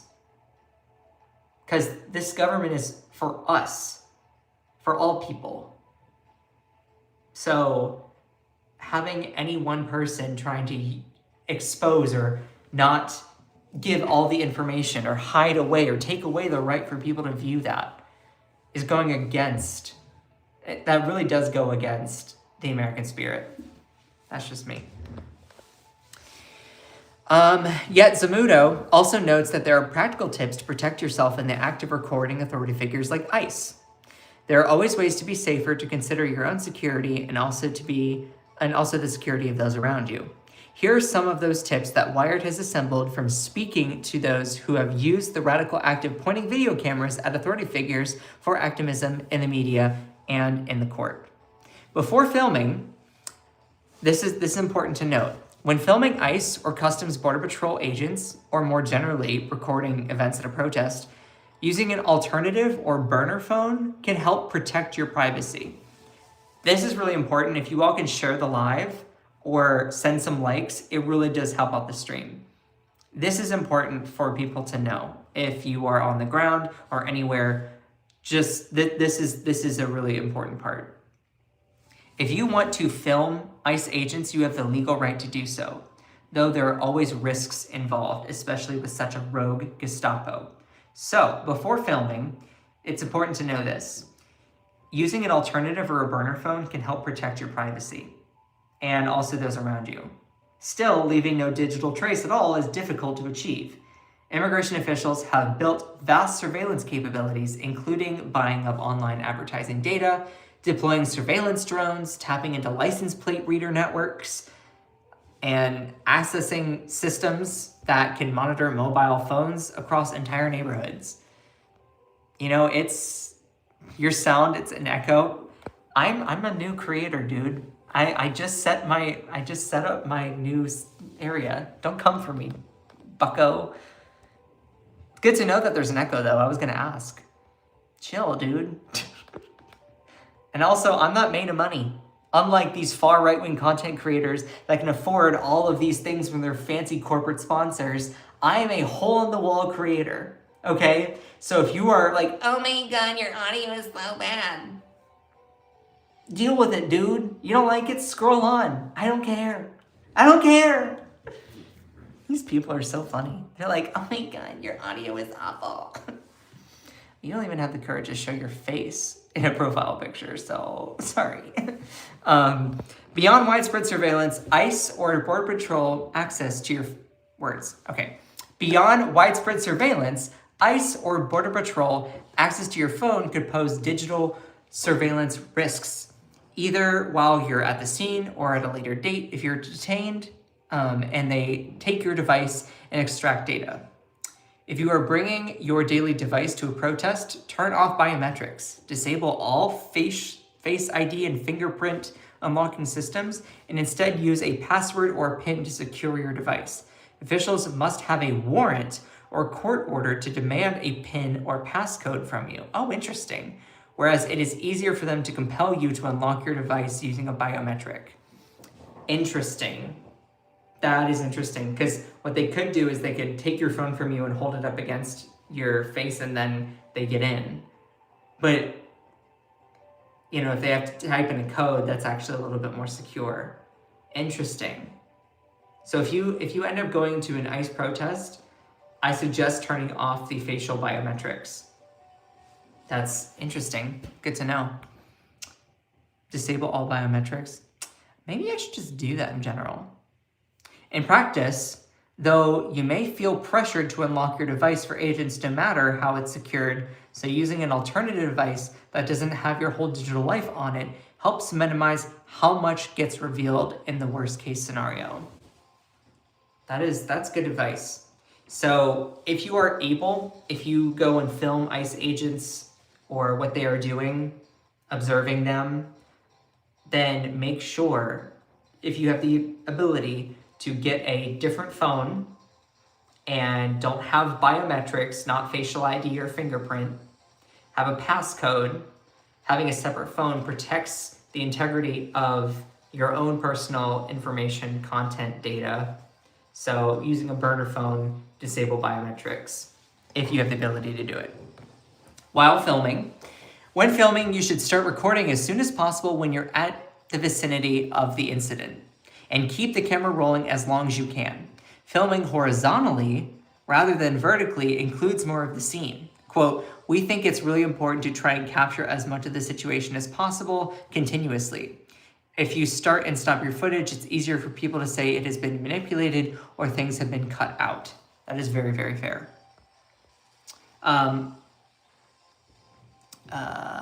Yeah, so next is the NYCLU, the New York, the ACLU New York chapter, recommends focusing on ICE agents themselves. So focus on the ICE agents themselves, where possible, to document their activity, rather than using the camera to follow the people impacted by agents' actions. Keeping the lens on agents makes it more likely that you will capture footage of any visible badges, officers' clothing, license plates on vehicles, or other potentially identifying features to further transparency and accountability. Additionally, recording them for as long as possible, even after interactions with agents appear to be over, is a way of ensuring that you can capture any unexpected activity that could crop up as the crowd is dispersing. So that's interesting. Intimidation and deterrence to filming can be a reality on the scene. For example, independent journalist Ken Klippenstein, one of my favorites, shared a video showing what appears to be an ICE agent scanning a legal observer's car. The observer asks why the agent is scrutinizing their vehicle and says, "We have a nice little database, and now you're considered a domestic terrorist, so have fun with that." Oh my God. Oh my God.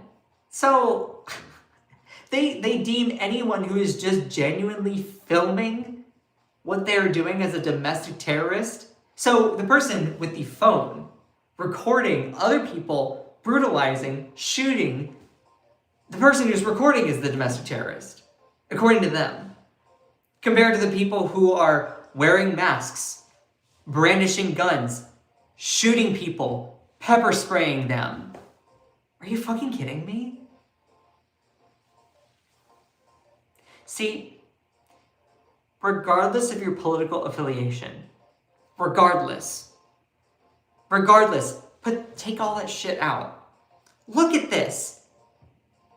It is a Gestapo. It is an unhinged. They are not accountable to anyone other than just brutalizing people. The fact that there are people defending those kinds of actions just sickens me. So, anyway.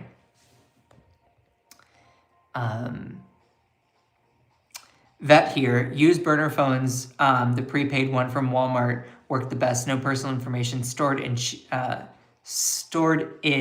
it. Cheap, can be destroyed and thrown away afterwards. Thank you. I appreciate you sharing that. Hack Attack AJ. So yeah. While interacting with federal agents while filming, it is important to show clear compliance in an attempt to de-escalate tension.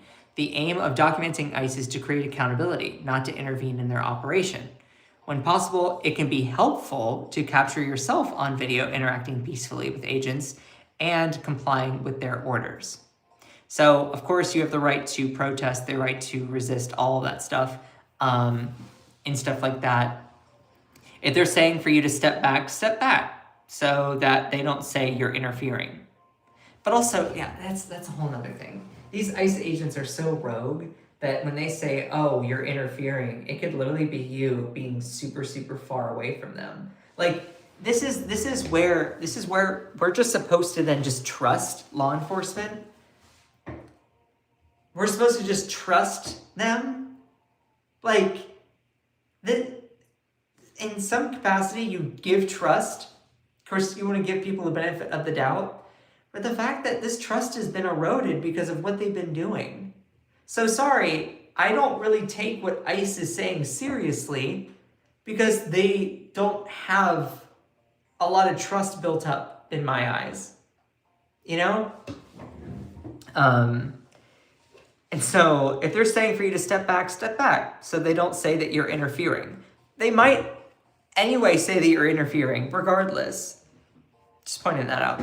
You can say I'm exercising my First Amendment right to observe and document the reaction, and I'm complying with orders. and it can be helpful to document yourself complying with those orders. So film yourself taking some steps back and saying, I'm backing up. If you need to go further in an attempt to de-escalate, experts say that you should show agents that you've stopped filming or do whatever it takes to protect your safety. I don't know about that, okay? I get what they're saying, but I mean, you have the freedom to do that, but like, yeah, a mile away, ICE agent says, I see you. And see, this is the thing. ICE is not even playing by the rules. They're not playing by the same rules they're forcing other people to play with, which is literally what Trump does all the time. So I get what they're saying in this article, but I'm like, I don't know about that. Never stop filming, yeah. You could be putting yourself more at risk by potentially lying to a federal enforcement officer or potentially getting yourself into trouble in different ways. I think the best defense against an ICE officer potentially seizing your camera in a public space is other people recording that action and then being able to use that footage as evidence in court when you sue them for violating your constitutional rights. That's very fair. That's very fair. I get what they're saying there. After filming, while it might be tempting and often newsworthy to immediately post video footage of ICE or other immigration official activity to social media as soon as it is safe, you may want to pause before doing so. It can expose people in the video to harm as well as the person who filmed it. I guess, but I don't know. I think it's important to just get it out there. I have some disagreements with this article or this approach, but I hear what they're saying. This includes potentially subjecting people's likeness to the FBI face recognition systems, which the Bureau may run against photos and videos of protesters posted to social media. Oh, I see. Okay. Instead of posting video footage online from your own accounts, you may want to directly share footage with media outlets, investigators, lawyers, victims of immigration activity, or civil society groups. I understand wanting to immediately send it to the media. I get that. Or they're saying like, that's what we recommend. I don't know. I think I also really value it coming from people's individual accounts because it's like people on the ground. So I don't know. I understand where they're coming from, but I have some disagreements with some of what they're saying. You should create backups of the footage, such as sharing it with trusted contacts or uploading it to cloud storage. Zamudio says that you should not edit footage or change file names. If edits or alterations need to be made, they should be done on a duplicate copy so the original is preserved. So I hope that was all really, really helpful. And I know I've been live for 2 hours. This is the last thing that I'm going to be covering. Most days, I'm only going to be live for about an hour. But since it's my first day back, I'm going to be doing a long show today. So I like to end with a little bit of optimism or something a little bit more lighthearted. I want to point out that these protests are working. They really are. Because Ken Klippenstein, one of my all-time favorite journalists, along with people like Ryan Grimm or David Sirota, Ken Klippenstein has gotten some deep intel from people who are part of ICE, and they are sick of even what some of them are doing. So I want to read this from Ken Klippenstein's Substack here. Please make sure to send some likes. I love all of you. So I appreciate every single one of you. Y'all are awesome. So this is an interesting piece from Ken Klippenstein. Immigration officers speak out saying, F this. So there are some immigration officers that are actually saying, you know, we're really tired of this. This is stupid. We don't need to be a part of this. The best they can do is shoot the guy in the back. That's not the voice of some liberal commenter. That's what a Homeland Security officer told me this weekend. One of over half a dozen who have reached out to express their alarm over the killing of Alex Preddy in Minneapolis and beyond. I've listened to the stories and the beefs of immigration officers in Minneapolis across the country, and to a person, they all blame the shooter, one of their own.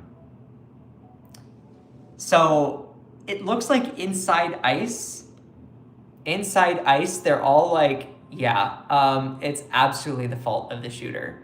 A good chunk of them are like, yeah. The media is trying to craft it as some sort of narrative to benefit Trump and demonize Preddy, but it's like inside ICE we're like, yeah, the fault is the officer. Again, I've listened to the stories and beefs of immigration officers in Minneapolis across the country, and to a person, they all blame the shooter and one of their own. The major media is stuck on framing the killing of Alex Preddy as some national and partisan battle, highlighting Republicans breaking ranks, the NRA protesting, MAGA wavering, and Chuck Schumer doing what he is doing, but no one is really capturing what the federal law enforcement officers on the ground are thinking. The truth is, they're fed up and have been for weeks. Oof.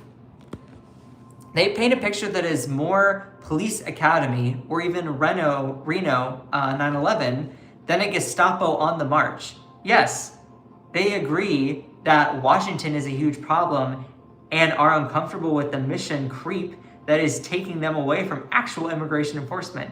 But internally, theirs is also a story of gung-ho 19-year-olds, drunken stakeouts, and senior officers disappearing into meetings and all of a sudden needing a time off. Again, this is why ICE should just be abolished. They are not a legitimate agency anymore.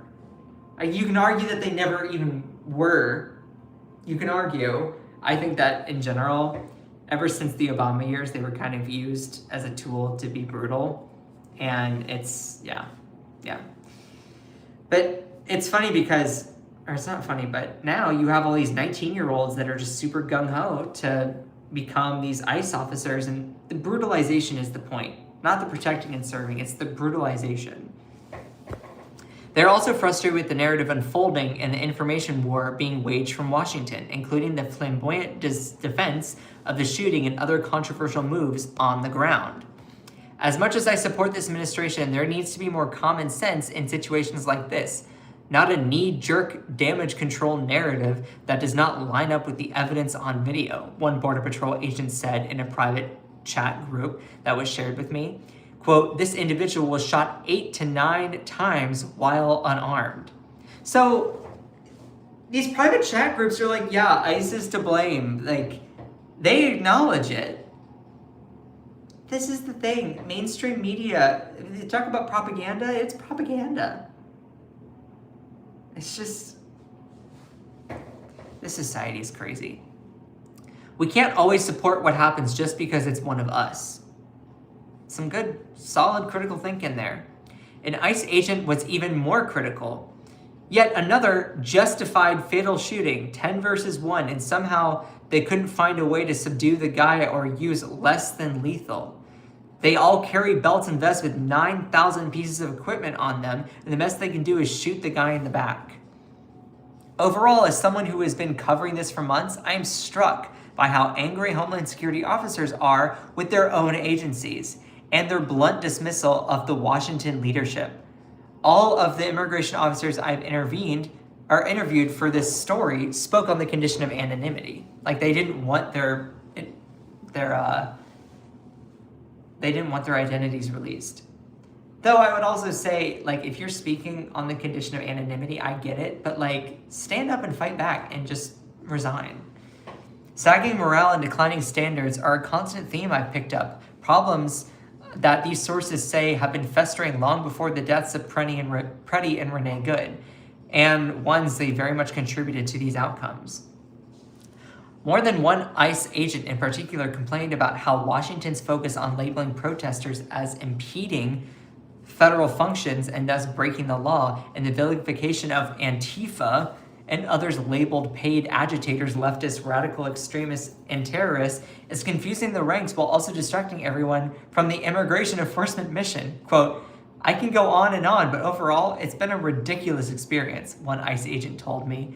He said that many agents on the ground are just going along with the expanded mission because they're more interested in their away from home per diem pay and collecting overtime than whatever the mission is. Wow. So many of these ICE agents, it seems like they don't even really care. They're like, it's just a job. It's just a job. But they're getting paid bank, apparently.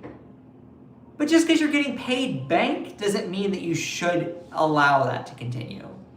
You know, like, and that's where you have to say no.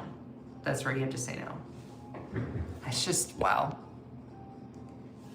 Others express the cynicism typical of everyone who toils at the bottoms of any bureaucratic food chain, poo-pooing rapid expansion of the ICE army and shaking their heads over ridiculous budget increases being fought for in Washington that will have no impact where they work. Quote, the brand new agents are idiots.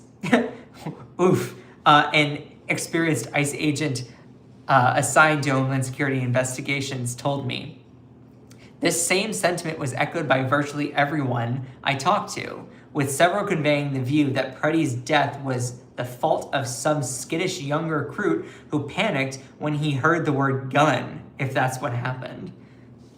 Even one of those new ICE recruits agreed with the experienced agent's low assessment of the Trump freshman class. Quote, a lot of the guys, he said, referring to the new ICE recruits he worked alongside, are honestly pretty sketchy. Wow.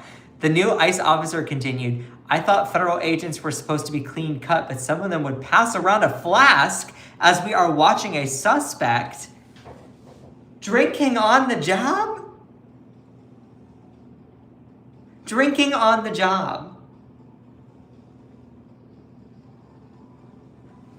For a law enforcement officer to be drinking on the job. Oh my God. See, and this is the thing. ICE is attracting these people who have the intent to do harm. They have the intent to be brutal, to go after fellow citizens. They're not going in it with the idea of protecting and serving and creating a community of safety. They're going in it with the whole idea of revenge and retribution. Like, it's just, wow. Those tattoos, I'm told, are symbolic of the fact that new recruits tend to be more ideologically motivated than those of the past. This problem is compounded by the fact, raised by several officers, that ICE is relying on volunteers to go to Minneapolis and other Democratic cities on these temporary deployments. This tends to favor new recruits and those chasing overtime pay. That's really sad to think about, that many of these ICE officers are like, it's just a paycheck. It's just a paycheck. Our country is literally funding fascism and brutality. It's just so sad, even against our own American citizens. Like, it's one thing for us to be doing that overseas, which is awful. It's another thing for us to be doing it against our own people. It is unclear how these task forces are organized in cities like Minneapolis, or indeed who is in charge and in control, but those who I interviewed agree that the tide is turning, and some agencies, like the FBI, are increasingly no-shows in the field, and others are expressing a reluctance to participate in non-immigration missions. Quote, last I heard, says one ICE officer, FBI didn't want to help us out much anymore, especially in Minneapolis, due to the bad press. Another branch of ICE, Enforcement Removal Operations, ERO, is being squeezed heavily to serve on the streets against protesters, adding that lots of guys are totally exhausted out there with a lot of pressure on them and to conduct non-immigration missions. Another branch of ICE I already read that part out. Governor Tim Walz called me with the request to work together with respect to Minnesota, this post reads. It was a very good call, and we actually seem to be on a similar wavelength. That's a very different tone than the one adopted by his Homeland Security advisor, Stephen Miller, who asserted shortly after Preddy's death that the intensive care nurse, who actually was a federal government employee, was a domestic terrorist. White House Press Secretary Caroline Leavitt asked today if Trump agrees with Miller, quote, I have not heard the president characterized Mr. Preddy in that way. It goes on, and let's see. What does that say up at the top? And tonight, news broke that Border Patrol Commander at Large Greg Bovino had been demoted from his role and reportedly have plans to retire. Oh, did being a part of fascism somehow wear you down? These are even signs that Congress has also finally decided to get off its ass, perhaps to do something that captures the on-the-ground sentiment and works towards de-escalation. There's good news and bad news consequences of news reluctance on the ground in Minneapolis, one officer told me. The good news is that leadership is disappearing into urgent lethal meetings, increasingly worried about the possibility they will see similar killings, but also absent on the streets as leaders who might encourage de-escalation and discourage the gung-ho and the overzealous. Worse, though, sources say Homeland Security in Washington does its stupid thing of trying to divert criticism of their own behavior by raising the specter of protesters and others attacking ICE and Border Patrol in revenge for Pruddy and Renee Good killings. Threat briefings are now focusing on retaliatory threats, and now they're scheduled to be more with contracted DHS attorneys tomorrow and the next day, one officer told me this weekend. I know managers got called into meetings all night. As the meetings are held, ICE agents and others I've talked to say the government versus terrorist narrative is having a tangible and negative impact on the ground. Lots of people are freaking out, one ICE agent told me. Agents are getting seriously paranoid after afraid of being targeted by retaliators. Several agents described receiving briefings about retaliatory threats to ICE inspired in the Minneapolis shootings. Guys, take it really serious. We are fighting insurgents, as if Minneapolis is Baghdad, an ICE officer said. Though all the federal agents I've spoken to this weekend support immigration enforcement, they indeed see Minneapolis operation as something else entirely, an open-ended counterinsurgency in a faraway land and under an out-of-control leadership in Washington more concerned with optics than immigration. Quote, this is a no-win situation for agents on the ground or immigration enforcement overall, a Border Patrol agent said in a private group chat shared with me. He closed on a plaintiff note. I think it's time to pull out of Minnesota. That battle is lost. Fuck this, a senior ICE officer said about the shooting of Pruddy. Wow.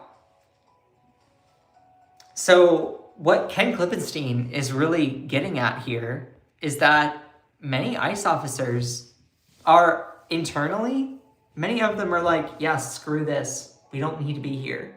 There's some people who are these like weird gung-ho recruits that want to do harm and passing around flasks and drinking on the job, and they're getting paid by their government to do awful things to people. This is authoritarian and fascism at its core. Like, oh God. It's just, I'm glad to see there are some ICE agents that are like speaking out, but you need to resign. Like, if you are at credit where it's due by sharing stuff internally, like this is what has happened or all that, but like, dude, if you really want to help, don't be a part of it. Don't be a part of it. Get out now. Like, you don't have to be a part of the oppressors. You don't. Get out. Do something constructive. It's just, yeah. Credit where it's due for them revealing it, but like, you really want to do something to help? Get out. Anyway, I have been live for 2 hours and 15 minutes, and I am exhausted. Nope. Yeah, 2 hours and 5 minutes. Sorry. I kind of started a little bit later. That's a lot. So, I appreciate every single one of you. I am going to skedaddle, but thank you to everyone for being here. I am really, really excited to be returning. I will be doing a lot more content like this. My voice is starting to get a little bit tired. And I am working on my setup right now. So if you want a little behind the scenes look, so I did move into a new place and I have my own little streaming area. So I put up some neon lights, isn't that cute? And then I have my little streaming desk over here. Kind of hard to see. Actually, let me turn this around. So this is my little streaming area. So, and I have all of my lights and such. But I'm still getting things set up, still kind of getting things situated. But it's good to know that there's an echo. So maybe I'll be installing some of those sound things that people have. I'm excited to make this space really, really dynamic. That's the goal, is I want to have this, if I decide not to use a green screen for things, I love the hello! Y'all, it lights up. It lights up. Ta-da! I love neon lights, okay? I love neon lights. I think that they're so, so fun, so nice. I love the colors and everything like that. All that is so cute. You're getting your setup. Good luck. May the odds be ever in your favor. Oh, thank you. I wish you the best. Always put yourself in other people's shoes. 100%. Yeah. So I love the hello. Yeah, I love neon lights, but I'm still getting my whole setup and everything together. So, and I have my own little place now, which is great. Anyway, I've been live for a long time and I'm exhausted. So I appreciate every single one of you. Thank you all for being here. Be on the lookout for more content. I'm aiming to post more videos. I'm much more of like a live streamer words. I'm more of a live streamer, it seems, though I want to be getting into posting more content. And I might start taking parts of my live stream and editing them down and then posting that as videos.